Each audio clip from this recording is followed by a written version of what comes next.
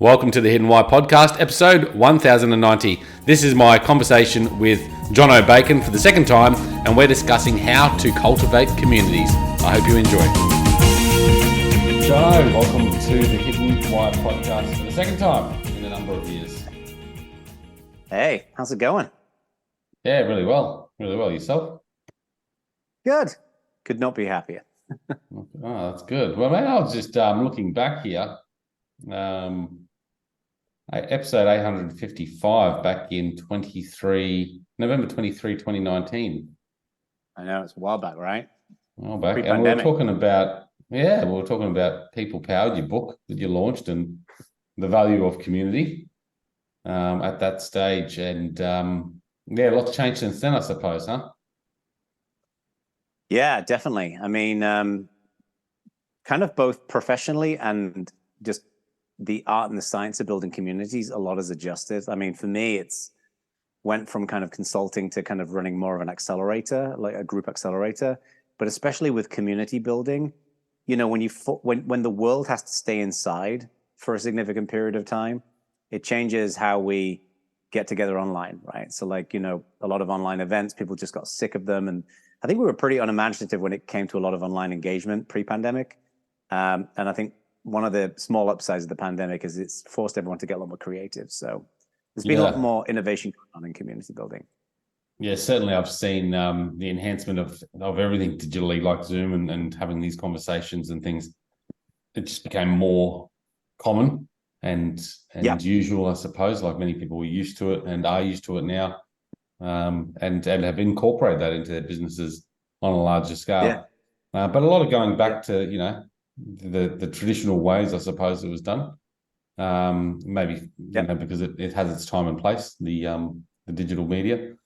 But what did you? Because so you were running your business, doing a lot of consulting, and then that was just after our interview, COVID hit. Really, how do you feel that impacted your business there?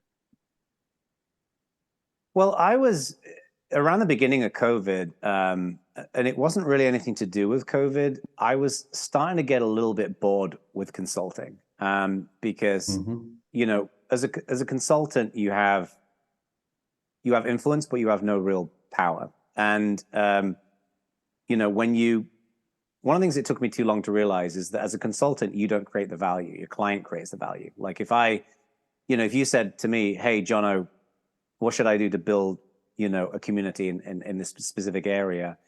What I give you is a set of words and maybe written recommendations, but they don't mean anything unless you actually internalize them and do something with them. So really, like, the clients provide the value, and that's all about finding the right kind of clients and making sure that you're helping people in the right kind of way. And I was, you know, it became a little bit repetitive, and I was enjoying it, but, you know, I had a good problem to have, which was I was always fully booked. I never did any marketing or advertising. It was all word of mouth, but it tended to be the same playbook over and over again. So to deal with like a lot of inbound, I put my prices up, and then I found myself just working with like larger companies who could afford the rates. So I wanted to kind of like increase the impact that I was having in the world. And I love working with earlier stage companies as well, but also obviously making some good money with the business. So, you know, I went through this kind of like period of experimentation for basically 3 years. You know, the first step was pre-recorded training courses, which was just not the right choice. It was kind of unfulfilling. The business model didn't really work because what I do is relatively niche. And then I kind of landed on, I experimented a little bit last year with group coaching, where I did some like basically built a training course where I taught people how to build a community in 10 weeks. And I did it live in Zoom, and I was blown away, not just by the response, but mainly by the value that people got from doing it together, from spending time with each other, which honestly, in my line of work, I should have realized this, but I didn't. So you know, I hired a business coach last year for the first time. And I was telling him about how, you know, the first kind of group coaching thing went well. And the second one was scheduled in. He said, that sounds great. You should shut that down. And his point was like, you've run a successful consulting business. The challenge with a group coaching 10-week thing is that you got to drive a lot of inbound traffic to make that work. He said, you should just build an accelerator and scale out your consulting in a group setting. And that's how I landed on the community leadership call. So, okay. So tell us how that works. How the accelerator works? Yeah. So the goal of it is, most companies, they tend to struggle with building community engagement and growth, right? And they hire a staff member or more than one staff member. And a lot of people who manage those staff, community and developer relations staff, for example, are not really sure how to support them, because a lot of those managers aren't sure how to build a community, but they know it's important. So people sign up to the community leadership core for a year. And then what I do is at the beginning of every quarter, I basically help them to create a roadmap for the quarter. So we map out a really crisp set of things for them to focus on. And then I weave into that one-on-one coaching from me, as well as a whole raft of training that I've built out. And then we get together as a group for what we call huddles every couple of weeks, where we teach each other. People provide, we'll run, share a piece of work that they're working on and get feedback from other folks. And the whole thing is about accountability, that we get to the end of every quarter and you can say, okay, well, this is what I accomplished, but also these were the things that we didn't get to. Like, we didn't deliver on these pieces. Let's peel that back and explore the reasons why. So there's a large chunk of not just tactics and strategy, but also just kind of coaching and really figuring out those first principles around why things didn't happen. Yeah, okay, that's good. And that's been up and running for a year now or so? No, so what I did was I basically announced it in January this year. Oh, okay. And then we kicked off in March. And my goal was get 10 companies in, which I had no idea. What was interesting, I'd never sold anything before, right? So I had to learn how to sell this, and selling something that you haven't launched yet was kind of interesting. So the goal was get 10 companies in, and then just start like rapid product iteration, like really figuring out how people are using it and what they're not using and what's not working well. And so it's been a rapid period of iterations. It's been about 5 months so far. So okay. What were the challenges you found with launching? And you said, challenges with sales side of things. Any learnings there that you'd like to share? Yeah, I mean, one was just like completely getting in my own head about selling. Like, I assumed that selling was this like magical art form that people with plastic hair and nice suits are proficient in. And what I didn't realize is that good sales is really about building a relationship with a prospect and genuinely helping them to solve problems. So, I did what I always do when I don't know how to do something. I hired a coach to bring them in, and I read a ton of books and went down the rabbit hole and just started learning a lot about how to do that. But I did that after I'd filled my first 10 seats, because I kind of got to the end of the 10, got my first 10 companies in, and I realized at that point, like, I suck at this. So I really need to improve on that. But what was also a learning was I sold it completely incorrectly. Like, I was selling the features, but I wasn't really selling the benefits, because I hadn't really fixed up my messaging around that at that point. And I've learned a huge amount since then about like really delving into what your audience really wants, and then how to present that in a crisp way. And I'd assumed that, I had to show them all these many things that are part of the community leadership core, that's what they were interested in. Whereas in reality, that was not the case. They were interested in, fundamentally, is this going to help me with my engagement, growth, and help me to show consistent results every quarter? So yeah. Oh, that's good. So tell us a little bit about, you're working with businesses, management, I suppose, around creating better communities within their businesses or organizations. Is that correct? Yeah. Like a typical company for me is it's not always this, but an earlier stage company that's got a product or a service out there. Let's say they've got like a SaaS platform. And they see their competitors, they see other people who've got like this thriving community of people who are providing support and creating content and making videos and promoting their product. And they want that for themselves. But it's a really unintuitive thing for most people to figure out, because like when you think of like getting people to know about your product, you think of marketing, which is like webinars and ads and stuff like that. But this is really about building kind of a nurtured experience where someone stumbles across you, and then bit by bit, you keep solving their problems and adding value to them. And then at some point they become a customer. And then you continue nurturing them. I go through 3 phases: casual, regular, and core. Like, casual is where you start out and these people show up very infrequently to your community, and we get them to regular, which is where they are showing up every week. They're deriving a lot of value, but then because of reciprocity, they want to create value in your community. They want to kind of pay it forward or pay it back, if you will. And then a small number of people, about 1 in every 100 people, tends to become core, which is like your super nerds. Those are the people you usually hire. So most companies that I've ever met, they intrinsically see the value of that and they care about it. But they're like, how on earth, like, where do I start? How do I even hire the right people for this? And there's been a little bit of nervousness, especially in the tech world, where, you know, horror stories have been shared within founders where they say, I hired someone for a year and they didn't really deliver anything for me. And I don't want that to happen for me again. And sometimes that's in part because of the community manager or the evangelist didn't do a good job. But in many cases, it's because the accountability was not laid into the company, because the managers are like, I don't know how to manage this person. What should I expect in a month? So that's one of the reasons why I wanted to design this, not just around education, was around accountability as well. Yeah, right. Okay.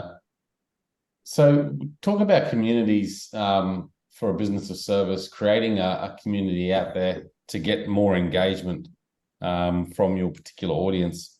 Is it best to do that through digital or actual live events? Like what's happening nowadays? I mean, since COVID, you probably saw a bit of a transition too. Yeah. So 9 times out of 10, when people do this work and it doesn't work out well, there's a few key reasons why. And I'll start there first of all. One of the key reasons is that they haven't dialed their audience in. So a lot of people, when they think of building communities, they think of like blogging and going on podcasts and social media and setting up Discord channels and forums and all that kind of stuff. Step number 1 is like, who is your audience? And most importantly, what sucks about their life? Like, what are those pain points? Because when you can create really simple, quick wins that are wrapped up in a story format, because stories are a good vessel for how we understand things. When you can start solving those problems with quick wins, you start building association of value and your brand, right? So I always recommend people start there. Like, just start with quick wins. And that can manifest in lots of different ways. It can be emails that you send to people. It can be videos. It can be live streams, all that kind of stuff. So that's providing a quick solution to a potential client. Yeah. So, you know, let's say, for example, you're a company that's got a CRM platform, right? Who is their audience? Well, their audience is going to be business owners and executives. And what are their pain points? They're not selling enough. They've got a million different tools and they're trying to figure out how to integrate them. Their team members are not delivering value for them, right? They can't figure out how to achieve an automation. Those are the kind of things that people tend to struggle with. So show quick wins for all of those different areas. As a general rule, I found that you need about 5 to 10 touch points of you solving someone's problem. And before they start thinking to themselves, wow, this company is different. They understand me. They're not just trying to flog me a product and get me to use it. They understand what I'm actually trying to get out of this. Because too many companies, you know, they're of the view of like, oh, everything's got to be about our product. Everything's got to be about us. But that's too inward facing. But when you find a company and you feel like they really understand you and your world, you think differently about them. Because most people, when they build a community, they say, go and check out our forum or go and check out our Discord channel. But the problem that happens consistently, and you might have experienced this, Lee, is that someone goes into that community, they see all these people they don't know, people asking questions that they don't care about, all this noise, and then they just tap out and they're like, nope, not going back there. They get this system shock. Whereas if you have already had lots of these little touch points where this company is solving problems via content, if you then go to that community and you see all that noise, because you've already had a good experience, you're much more likely to wade through that noise and get started than if you didn't have that. So that's why, you know, a lot of people, like a lot of companies, when they want to build a community, they immediately jump to Discord and forums and things like that. Whereas I always say to them, no, get the front end going first. And in many cases, especially for people who haven't hired a community manager or anything like that yet, email is one of the best ways to do it. Like, there's a tiny example. I have an email list. And, you know, I basically send out these kinds of things like quick wins and solutions to pain and problems for my audience. And my open and click rates are well over double. And the reason why is because the email that I'm primarily sending out, like 90% of the email, is about helping someone to solve a problem. It's very practical stuff. Whereas you probably experienced it. The amount of most email I get in my inbox from companies is just salesy, junky crap, right? So I switch those people off and I don't care about them. So when we invert that, that's then starts building that reciprocal relationship, because then it's like, oh, wow, this company has helped me solve 10 different things. I should go and check them out. Or I'm going to go and tell my friends about them. They're pretty cool. That's how we make that shift. Okay. Yep. So use your current audience, and then that'll drive more engagement to the community groups from there. Yeah, I mean, that gets people in. The tricky thing at that point, so let's say, you've already done some of that, and then people come into your community platform. Let's say you got a forum. They start out as regular members where they show up intermittently, but they haven't created a habitual need in their head to go back to your community. So we need to give them a reason to go back. I like to break it into three things. I call them hooks. So like the analogy here is Netflix. If you open up Netflix and it was the same 5 TV shows, you'd never go back. The only reason why we open up Netflix, we don't care the fact that it's Netflix. We care the fact that it's got the things that we are interested in, right? Yeah. So if somebody goes to your community 3 times and it's just the same stuff, it's just people asking questions and getting help, then they won't go back. Whereas if they go back and there's fresh new material, then they're much more likely to go back. And that's where these 3 hooks come in. The first one is content, some content that continues to grow those skills and give them quick wins. The second is kicking off discussions. I call them conversation starters, which is where you encourage people to interact and engage. And you can often generate like value from that. So for example, if you go into a community and say, hey, everyone, what's your favorite book? You might get 10 different book recommendations, which might be very interesting. And that generates content. Oh, I'm going to go and check out 3 or 4 of these books. And then the third C is carrots. That's where you recognize and reward people for playing a role and participating. And then what that does is that provides more meat on the bone to get people to go from being a casual member into being a regular. So. Okay, so talk like providing content that gives value to them, discussion, points of discussion, carrots. What sort of carrots are you talking about? Just like recognition, hey, thanks for the comment sort of thing, or? Yeah, I mean, so there's 2 types of rewards, right? There's intrinsic rewards and extrinsic, and everybody immediately jumps to extrinsic. They think about swag and, branded USB sticks and T-shirts and gift packs and stuff like that. I would not start there because it's expensive, it's a pain in the ass to ship, all that kind of stuff. What's more interesting and what most people care about are the intrinsic rewards, which is recognition and validation. So I'll give you an example. Like if somebody who's listening to this or watching this has a community, they build a community, somebody comes in and asks a question, and then another community member goes and provides like a nice detailed response with next steps. If the CEO of that company or the community leader drops the person who provided that response just a 1-line email that just says, hey, thank you so much for answering that question. It's people like you that make this community really special. That 1 line that takes 10 seconds to send will mean the world to that person and give them a much more urgent reason to come back because they feel seen, they feel heard. So there's loads of variations of how we do that. You can recognize people within the community. You can recognize people on social media. You can invite them to events. You can offer to get on a call with them. One of the things I like to do is what I call the bat phone, which is where you set up an email address. These are for your very active community members. And that email address goes directly to all the executives. And you say to the execs, you have to respond within 24 hours when you get an email to the bat phone. It's about recognition and validation. And then later on, you can add in the swag and stuff like that. Okay.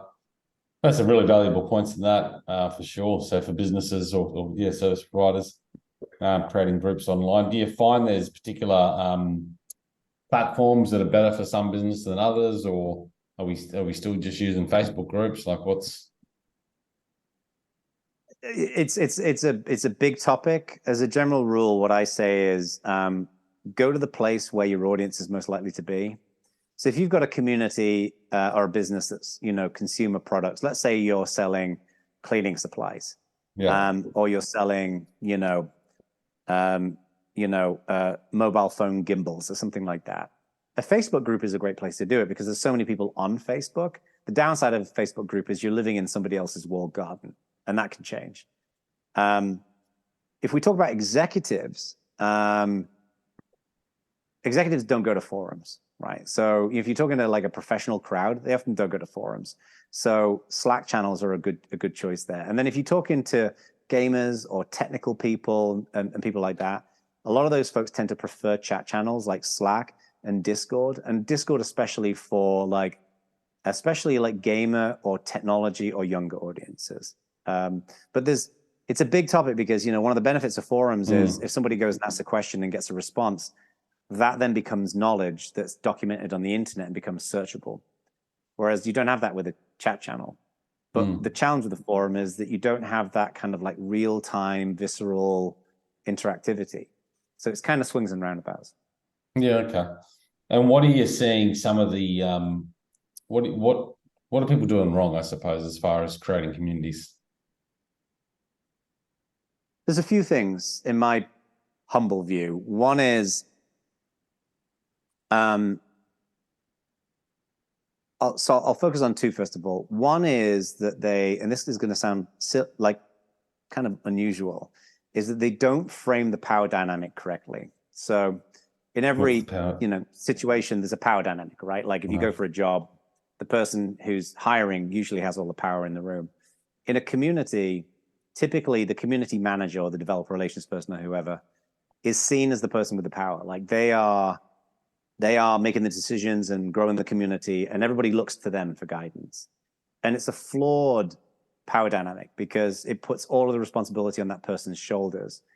What I say to everybody who is building a community is be frank with your community and say, look, me as this community manager, I'm here to do everything I can to make this a really thriving, engaging, useful, fun place for everybody. But I'm going to level with you. I can't do this alone. If you don't participate, if you don't give me feedback, if you don't shape this with me, I can't be successful. So what that then does is it opens up the tent to your community members, knowing that they can shape the tent a little bit. And that's really important. The second thing is that people aren't data-driven enough. So, you know, they'll throw out a couple of blog posts or do social media or kick off some discussions and then say, oh, well, you know, it didn't really work, or it was good, but we didn't get what we wanted. What we need to do is we need to channel that bloke with the sunglasses in CSI Miami and basically try to figure out, like, when you see spikes of something that's going well, or when you see something that doesn't go well, is identifying what those patterns are and then continuing to experiment and try things out, because every community is different. And when we marry the execution that we focus on, the content, the conversations, the carrots, to the pain points of your audience, it will vary from community to community. So being data driven is really important. I've worked with hundreds of companies helping to build communities. I've seen consistently that for the companies that do not set like quarterly targets and goals and do not evaluate things in a data driven way, they simply don't get the results that they want. Yeah, and that's like anything, isn't it? I suppose.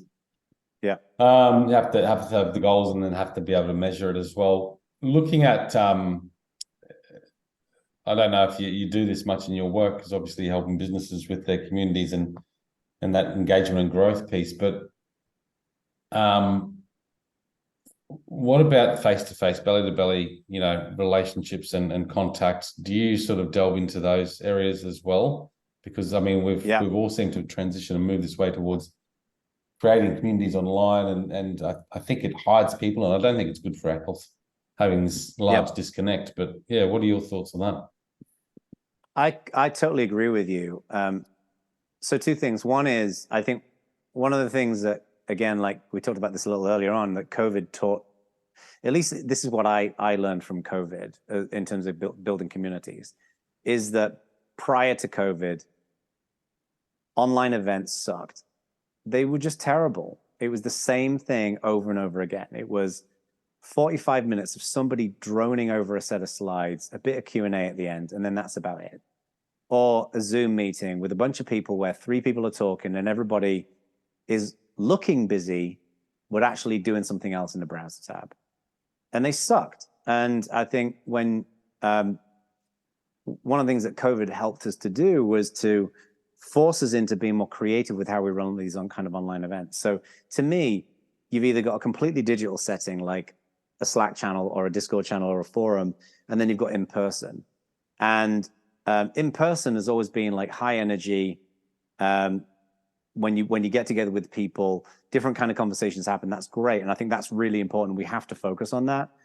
But that middle ground of seeing human beings, like for example, when I run my huddles with my community leadership core group, at the beginning I say to everybody, webcams on, switch off your notifications. I don't want you to have your camera off, because if you have your camera off, you're not present with us. In the same way that the reason why in person works is because we're present with each other. We're genuinely present. You wouldn't stand there in the middle of a conversation with somebody and be just doing this on your phone. It'd be rude and weird. But we do that in an online setting. So I think it's reasonable to ask people to keep their cameras on. Yep. But if they're going to make that commitment to you, you got to make the hour that you're spending with them way more interesting than just a boring old webinar. So I went down the rabbit hole a lot with this, because when I started out my community leadership core accelerator, I wanted to make sure that the hour that we spend with each other every couple of weeks is super engaging. So a lot of experimentation there in terms of like what resonated with people and what doesn't. So how do you make an online meeting or Zoom meeting or webinar more exciting, exhilarating, interactive? So there's a couple of things that I've learned. One is before the session is send out an email with what you're going to cover and your intentions. Like say like, this is what I want to get out of this for everybody. The second thing is the first 3 minutes are critical with that session, is cameras on, and have some kind of icebreaker and interactivity that gets people engaging. Everybody kind of, with boring old webinars, it's always the same. Where in the world is everyone connecting from? Not good enough. Try something else that gets people thinking, but do it in a way that works for introverts and extroverts as well, because introverts struggle to think on the spot typically. So, I'll give you an example. I did a session recently with my group, and we talked about burnout. And at the beginning, I shared my experience of burnout in the past. I asked a couple of other people to volunteer, put their hands up if they want to talk about burnout. And then I did a training, which was about 7 minutes. And then afterwards, I said to everybody, okay, most people had experienced burnout. And I had like a separate document using a tool called Coda. And I said, if you have learned something to help you reduce stress, go and type it into this, add a row to this table and add it in there. And within about 7 minutes, we had over 50 recommendations. And then I was quiet. And I said, okay, I'm going to give everyone 2 minutes. I'm going to be quiet, go and read it, and then go and upvote the ones that are most interesting to you. And that immediately, right out the gate, created a session that was more interactive and engaging rather than just me waffling on about burnout for half an hour or whatever. So yeah, it's good. And there are probably many easy ways if you think about it, how to do it. And it's like the old traditional meetings that you had in organizations, I never enjoyed them. Never really got much out of it. No. And they're always just the same thing. And I felt like I was just losing time. Yeah, that's the worst thing. I think so much in so many cases, to me, like when you get a group of people together, it's an expensive thing. It's an expensive proposition. Like if I get like 100 people together for a meeting in like a larger group, or if I get 10 people together for a meeting in a larger group, that's an hour of every person's time. That's a lot of money being spent. And it's incumbent that the facilitator makes it more valuable than the cost of all of that time aggregated. Yeah. But all too often it's just, we're adding value. I'm running, this happens with webinars, right? Oh, I'm going to be providing this awesome free training. So I'm providing the value. It's like, no. These people are giving something up to come to your session. You have to make it more than just waffling over slides. Yeah, absolutely. Mate, look, great information. Anything else you'd like to touch on before we wrap things up here today? No, I think the only thing I would say is I just love getting to know people. So if anyone's listening to this and they want to get in touch, they're curious about anything, Jono at jonobacon.com is my email address. You're welcome to drop me a note. And then communityleadershipcore.com is the website. So So that's your community leadership core website. I'll stick that in the show notes. And then Jono at jonobacon.com. Yeah. Easy to remember, huh? Jono, pleasure to have you on again. It's good seeing you, man. Thank you. Yeah. Have a great day. Guys, check it out at hiddenwhy.com. Until next time, peace, passion, and purpose. See you soon. Thanks, guys, for listening to this episode. I hope you enjoyed what you heard. I hope you love what you're hearing. If you like this episode, guys, or any of the episodes that you're listening to here at The Hidden Why, please do me a favor by sharing it. You can share it with your families, you can share it with your loved ones. You can do that by using your favorite social media channels, using the icons on the platform that you're listening to The Hidden Why podcast. Also, guys, if you're a fan of the show, please connect with me. Connect with me at thehiddenwhy.com. I love to hear from you. I love to converse with the people that listen to this show to find out what they enjoy, what they don't enjoy, and perhaps if they have any questions or feedback for the show as well. You can stay up to date with all that I'm releasing here, guys. I do a solo show every Monday, a 3-minute thought every Thursday. I do 2 interviews a week on Wednesday and a Saturday, and a book review every Friday. You can stay up to date with all that by subscribing to my newsletter at thehiddenwhy.com. Just enter your email address there, and also subscribing to the podcast on the platform that you choose to listen to your podcasts. You can also support the show, guys, by using the Amazon links at thehiddenwhy.com. So if you like books, you can get all the books that I review there, and anything else really that you like to purchase through Amazon. So use that link, it helps support the show. And we've also got a deal with Audible, guys. Audible is a fantastic way to listen to all your favorite books. We've got a deal with them so you can get 2 free books when you subscribe subscribe to a 30-day free trial. So check that out again at thehiddenwhy.com. Guys, that's it from me. You know what to do. Go out there, breathe more passion into every single moment. Do everything with greater purpose, and in doing so you will discover your hidden why. This is The Hidden Why. My name is Lee Martinuzzi. Until next time, peace, passion and purpose. See you soon.